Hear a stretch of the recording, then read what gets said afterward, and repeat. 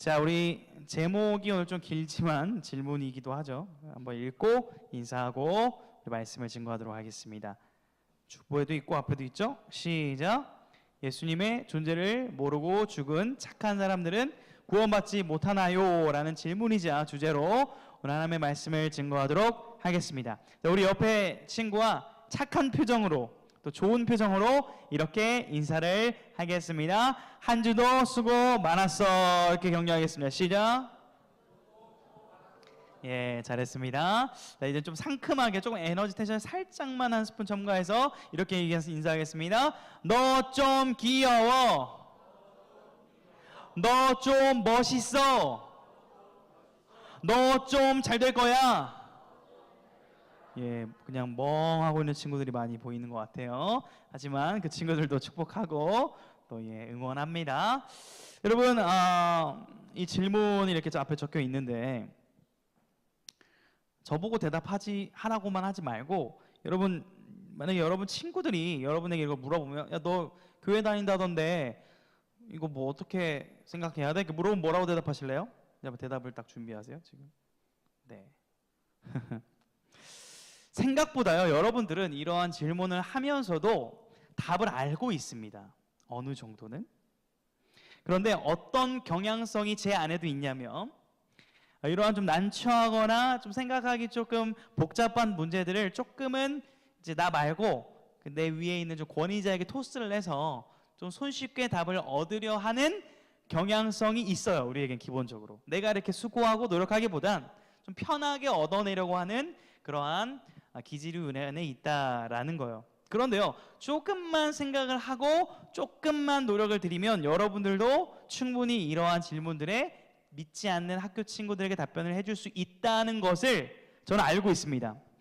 왜 그러냐면 여러분들과 함께 양육훈련을 진행을 해보다 보면 이게 질문을 하고 토론을 합니다. 반대편에서 하기도 하고 찬성편에서 일부러 시뮬레이션을 해서 답변을 주고받도록 하는데, 여러분들이 굉장히 사회적으로나 국가적으로나 민감한 이슈들을 나름 성경적으로 많은 경험과 사례들을 가지고 있고 또 어떠한 기준으로 누군가에게 답변을 해줘야 되는지를 잘 알고 있는 것을 제가 확인했어요. 올 1년 동안. 여러분들의 수준이 생각보다 높다라는 것을 인정하고 대단하다고 칭찬을 하고 싶습니다. 그런 의미에서 이 질문의 답을 툭 내리고 설교를 진행하고 싶진 않습니다. 말하지 않아도 어느 정도의 결론은 여러분들이 지금 생각 속에 가지고 있을 거라고 생각을 합니다. 함께 말씀을 통해 이것들을 정리해 가기를 원하는데요, 사실 이 질문은 날카롭고 굉장히 중요한 질문이기도 합니다. 왜 그러냐면 믿지 않는 사람들의 단골 질문이기도 하고, 또 교회를 다니는 우리들 안에도 어떤 대립과 부딪힘을 야기하는 질문이기도 하기 때문입니다. 그런데요, 저는 이 질문을 이렇게 한번 좀 바꿔서 질문을 해보려고 해요. 뭐 같은 의미일 것 같은데. 자, 이순신 장군님이 예수님을 안 믿으면 천국에 못 가고 지금 지옥에 있나요? 이게 단골 질문이죠. 자, 어떻게 얘기해 줄래요? 초등학생들이 왔어요. 교회 동생들이 왔어요. 안녕하세요. 근데 이순신 장군님 예수님을 안 믿으면 지옥 가요? 이렇게 딱 물어봤다 해볼게요. 뭐라고 대답할래요? 예. 동심을 파괴하고 싶지 않아서 잘 모르겠는걸? 이렇게 할 건가요? 자, 좋습니다. 우리가 지금 다루고 있는 이 내용의 주제는 신학적으로는 구원론인데요. 구원론. 이런 어떤 주제를 여러분들이 생각하기보다 아마 우리가 좀 생각해 볼 수 있는 보편적인 어떤 개념을 도출하라고 한다면 하나님의 공정성, 또 공평, 이 공정에 대한 고민과 질문일 수 있을 것입니다. 그러면서 이러한 질문의 근저에는 이러한 생각들이 우리에게 있습니다.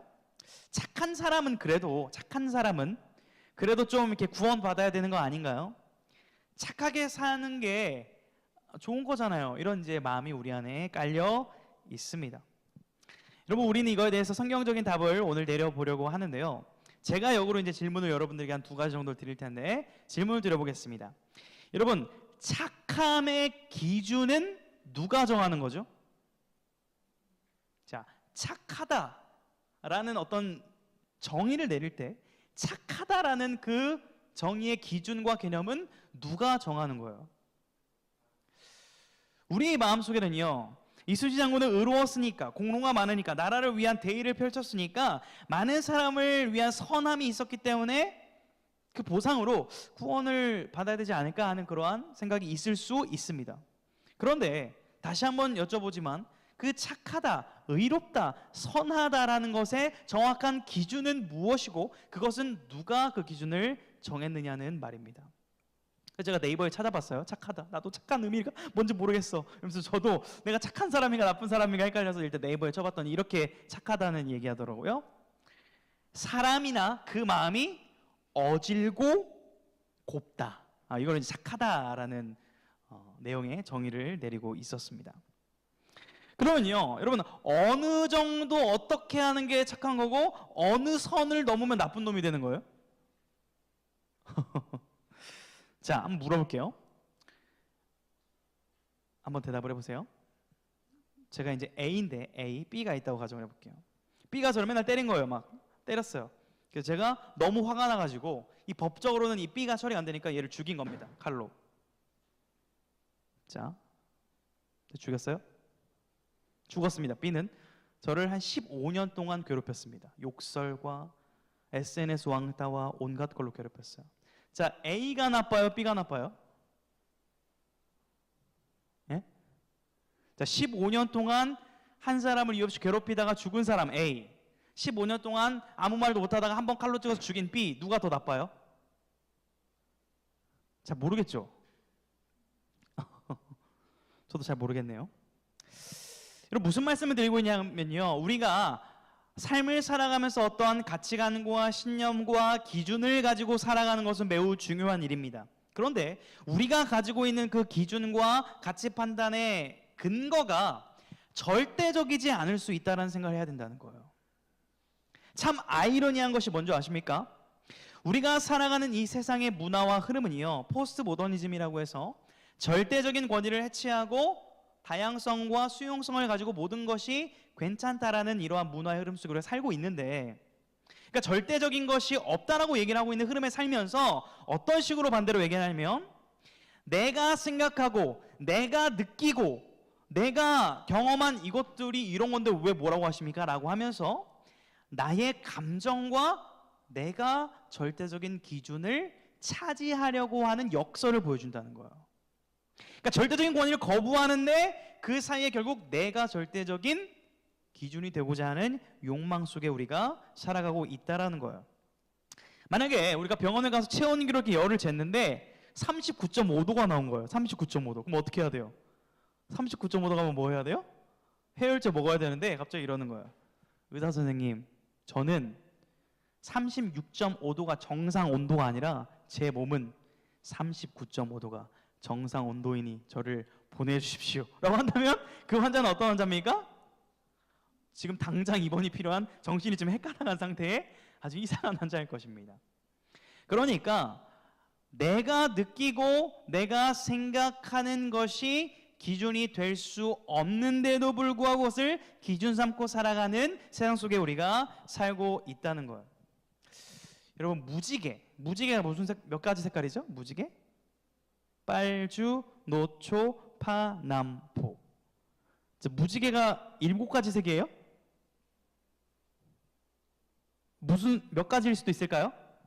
보기에 따라서 뭐 6가지로 보기도 하고 5가지로도 보기도 하지만 우리나라에서는 우리나라가 가지고 있는 언어로 그 색깔 표현으로 빨주, 노초, 파, 남보라고 배웠기 때문에 무지개하면 7개라고 떠오르지만 이것이 절대적인 기준은 아니라라는 것입니다.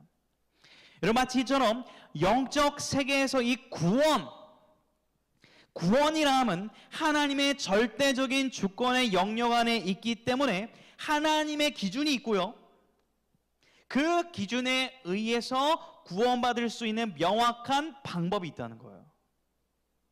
그런데 그것에 관심을 가지지 않고 내가 생각하기에는 착함과 선함과 어떤 도덕성으로 구원받을 수 있을 것 같은데요 라고 그 기준을 들이밀기 시작하면요, 이는 마치 우리가 하나님의 자리에서 하나님의 기준 대신 내 기준이 괜찮다라고 얘기하는 교만함에 빠지는 모습일 수도 있습니다.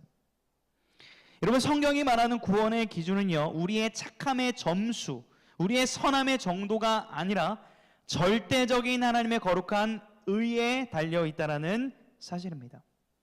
아무리 훌륭한 도덕성이 뛰어난 사람, 아무리 멋져 보이는 사람, 아무리 선한 일을 많이 행하는 사람도 하나님 앞에 설 때에 그 티끌 하나 없이 거룩하신 하나님의 절대적인 의를 충족할 인간은 아무도 없다는 거예요. 미안하지만. 그러므로 착한 사람은 천국을 가야 한다라고 생각하고 주장하는 착함 구원론 혹은 인간 중심의 이 구원론은요, 절대적으로 성립될 수 없는 거죠.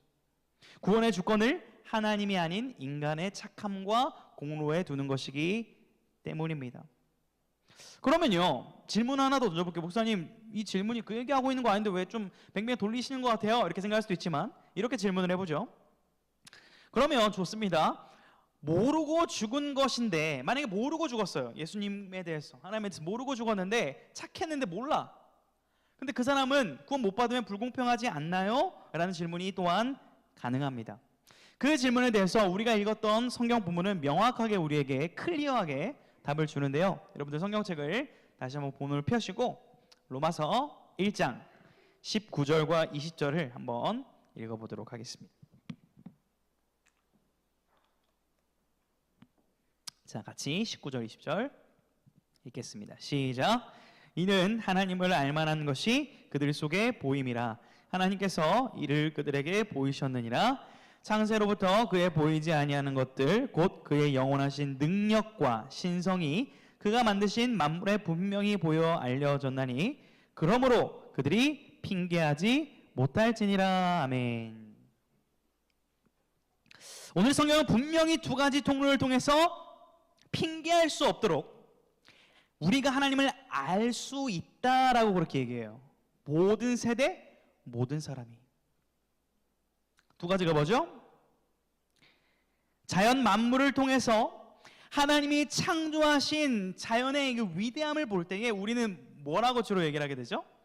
정말 멋있고 정말 아름다운 경치를 볼 때 여러분 어떻게 반응해요? 뭐 여러 가지 나오겠죠? 와, 이렇게 할 수도 있고, 제가 쓰던 말인지 모르겠지만 요즘도 이런 말 쓰나요? 와, 쩐다. 쩐다라는 말 쓰나요, 요즘도? 와, 쩐다. 여기 이제 앞에 노그를 붙이더라고요. 와, 노그 쩐다. 이렇게. 이런 말 안 써요? 안 쓴대요, 민서쌤이. 저는 그랬습니다. 와, 도구 쩐다. 막 이런 감탄사들, 경탄, 감탄, 이런 것들이 우리 안에는 나오게 되어 있습니다. 이 만물을 만드신 창조주에 대한 감각과 인지와 경탄을 할 수 있는 본성과 감각을 가졌다는 거예요. 모든 사람은. 또한 우리의 마음 가운데 하나님의 선하심, 하나님의 거룩하심을 닮을 수 있도록 그분의 성품을 우리 가운데 공유하여 주셔서 우리는 양심이라는 것을 통해서 어느 정도는 이것이 선인지 이것이 악인지를 분별하고 감각할 수 있는 본성을 가지고 있다라는 거예요. 이것들이 어디로부터 왔을까라는 고민의 결국 근원으로 가게 되면 우리를 창조하신 그분께서 계시는구나라는 것을 누구나 감각할 수 있도록 하셨다는 거예요. 그러므로 이것에 근거해 우리는 질문에 대한 명확한 답을 도출해낼 수 있죠. 예수님을 모르고 죽었던 사람으로만 한정할 수는 없고, 예수님을 몰라서 예수님을 믿지 못했던 사람은 구원을 받지 못했을 가능성이 높습니다. 그러나 그는 분명히 하나님을 인식하고 감각하고 하나님을 바라보며 믿고 나아갈 수 있는 기회가 분명히 있다라는 거예요. 이것은 복음이 들어오지 않아서 예수님의 존재 자체를 몰랐던 조선시대 사람들, 우리나라 옛날 사람들은 다 어떻게 되는 것인가요? 하는 그 질문에 대한 성경의 대답입니다. 구원에 대한 오해를 정리하고 구원의 공정성에 대해서 명확한 기준을 세우고 있습니다. 가령 여러분들 구약 시대에 유명했던 인물들 누가 있습니까? 구약 시대 유명한 인물 많지만 아브라함, 모세 이런 사람 이름 한 번씩은 들어봤을 겁니다. 아브라함과 모세는요 예수님을 직접 본 적이 없습니다. 예수님이 오기 이전의 시대의 사람들입니다. 그러면 그 아브라함과 모세는 구원을 받았을까요? 안 받았을까요? 아는데 말 안 하는 거죠. 졸려서. 예. 구원을 받았죠. 오실 그리스도, 하나님께서 예수님에 대한 약속과 예수님을 인식할 수 있는 수많은 말씀과 환상과 체험들을 통하여서 그 주님을 믿고 바라볼 수 있는 은혜를 주셨고, 구약의 사람들도 오실 예수 그리스도를 믿음으로 바라보며 동일하게 구원을 받을 수 있었다는 거예요. 하나님을 인식하고 그분을 느낄 수 있었다라는 것입니다. 여러분, 그러므로 몰라서 구원받지 못했다라는 논리는 통할 수가 없습니다. 구원의 문제에서 말이죠. 오늘 본문 로마서 1장 21절을 다시 한번 우리 한 구절 같이 읽어보도록 하겠습니다. 21절입니다. 시작. 하나님을 알되 하나님을 영화롭게도 아니하며 감사하지도 아니하고 오히려 그 생각이 허망하여지며 미련한 마음이 어두워졌나니. 아멘. 핑계하지 못할 것은 하나님을 알 수 있었지만 그것을 거부했다는 거예요. 그것을 인정하지 않았다라는 거예요. 여러분, 우리는요, 이 질문들을 통해서 또 성경 본문을 통해서 명확한 성경적 답을 함께 도출했습니다. 그렇다면 이미 예수님을 믿고 있는 우리들은 어떤 것을 여기서 생각하고 붙잡아야 하겠습니까? 그것은 바로 오직 예수 그리스도를 함께 붙잡기를 간절히 소망합니다. 전지전능하시며 자비로우신 하나님께서는요, 우리들에게 우리가 이룰 수 없는 그 의로움을 네가 알아서 고행과 노력과 행함으로 이뤄보라고 그렇게 희망 고문을 하지 않으셨어요. 우리가 해결할 수 없다는 걸 너무나 잘 아신 하나님께서는 그것을 해결할 수 있는 길과 방법을 명확하게 보여주셨다라는 거예요. 바로 우리 주 예수 그리스도를 통해서. 이것이 바로 우리에게 좋은 소식, 기쁜 소식, 복음이라고 하는 것이고요. 우리 로마서 1장 16절, 17절에도 그것이 기록이 되어 있습니다. 우리 한번 본문을 다시 한번 읽어보겠습니다. 시작. 내가 복음을 부끄러워하지 아니하노니 이 복음은 모든 믿는 자에게 구원을 주시는 하나님의 능력이 됨이라. 먼저는 유대인에게요. 17절도요. 하나님의 의가 나타나서 믿음으로 믿음에 이르게 하나니 기록된 바 오직 의는 믿음으로 말미암아 살리람과 같으니라. 아멘. 하나님은 오직 예수 그리스도를 믿음으로 구원받을 수 있다는 분명한 기준과 준거와 방법을 주셨다는 거예요. 왜 그럴까요? 왜 이렇게 주셨을까요? 하나님의 그 절대적인 의를 만족시킬 수 있는 유일한 방법이 하나님이시면서 인간인 예수 그리스도를 통해서만 가능하기 때문이고요. 우리가 이루는 구원이 우리의 노력과 공로가 아니라 절대적으로 하나님께서 베풀어 주시는 은혜와 사랑과 선물이라는 것을 깨달을 수 있도록 이 방법을 택하셨다라는 것입니다. 사랑하는 여러분, 예수 그리스도를 여러분이 믿음으로, 받아들임으로, 알므로, 따름으로 얻게 되어지는 이 놀라운 구원의 은혜는요, 이 은혜는 믿지 않는 사람은 구원하지 않고 믿는 사람만 구원하는 어떤 배타성과 불공평함이 아닙니다. 도리어 그 어떤 죄인이라 할지라도, 그 어떠한 연약한 모습이라고 할지라도 허다한 그 불의함을 덮으시고 누구나 구원받을 수 있도록 길을 열어두신 하나님의 공평함이며 자비라는 사실을 깨달을 수 있기를 주님의 이름으로 축복합니다. 이것이 놀라운 하나님의 기준이고 역사인 거예요. 여러분, 그러므로 다시 한번 질문을 하겠습니다. 사랑하는 여러분, 다시 한번 질문할게요.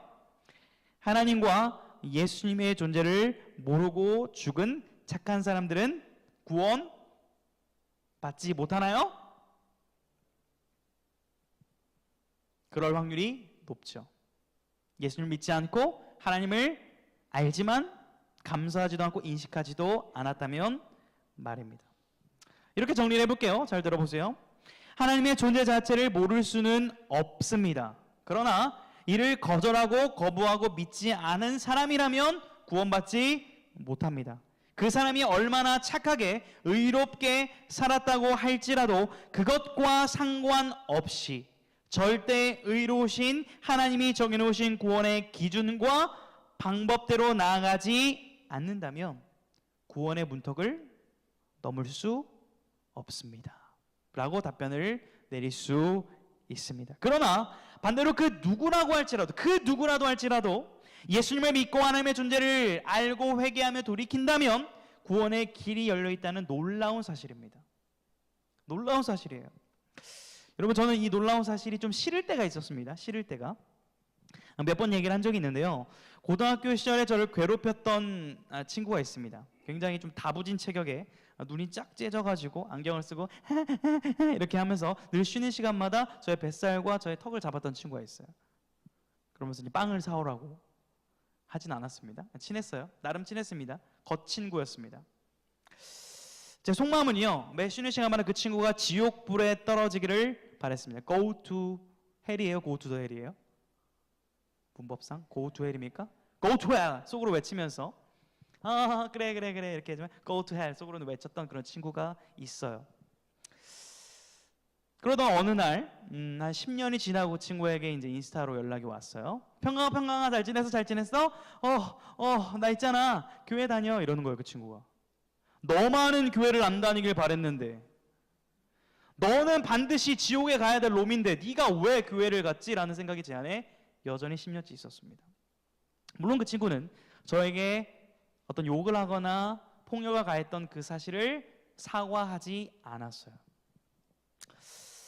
저는 의문이 들었습니다. 주님, 진정한 기독교란 용서받기를 진솔하게 얘기하고 두려워하지 않는 모습인데 저 친구는 어찌하여 저에게 용서를 구하지 않는 저런 오만방탄한 모습을 보이는데도 교회를 다닌다고 저렇게 자부할 수 있는 것입니까? 저 친구 구원 못 받은 거 맞죠? 라는 질문이 제 안에 있었습니다. 그런데요, 그런 시간이 한 5년 정도 있었어요. 계속 저에게 신앙 상담을 하고 자신이 막 잘못했던 얘기를 하는데 저에 대한 그것만 사과를 안 하더라고요. 그래서 그런 기간을 통해서 하나님, 제 마음을 바꿔주셔서 저 또한 누군가에게는 모르게 그러한 가해자일 수도 있겠군요. 그리고 하나님 앞에서는 저 또한 아무리 사과와 용서를 빌어도 용서받을 수 없는 죄인이 바로 저였군요 라는 걸 다시 한번 깨닫게 하셨습니다. 그렇군요. 그 누구라도, 나는 저 사람이 너무 싫은데, 너무 미운데, 지옥 가기를 원하는데, 그럼에도 하나님은 그 누구라도 하나님 앞에서 용서받을 수 있다는 놀라운 공정과 공평함으로 그들에게 기회를 주셨군요 라며 하나님의 자비에 더욱 감사하는 고백으로 변화를 시켜주셨습니다. 그러므로 여러분, 우리에게 이 얼마나 놀라운 특권과 은혜가 주어진지를 여러분들이 감격하고 감사할 수 있기를 주님의 이름으로 축복합니다. 우리의 능력, 우리의 힘으로 이것을 얻어낼 수 없다는 거예요. 하나님이 주신 이 구원의 선물을 가졌다면 우리가 이것을 소중하게 여길 수 있어야 합니다.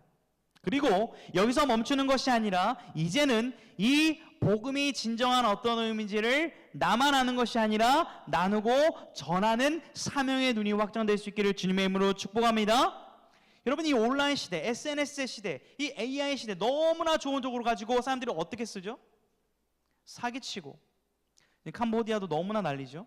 보이스피싱, 범죄, 누군가의 등을 쳐먹고 누군가를 죽이고 나의 이익을 위한 도구로 삼고 있는 이 세대 가운데 저는 여러분들이 발달된 기술과 여러분들이 가진 학식과 지식과 모든 방법을 동원해서 생명을 살리고 회복하는 복음을 전하는 사람들로 세워주시기를 주님의 이름으로 축복합니다.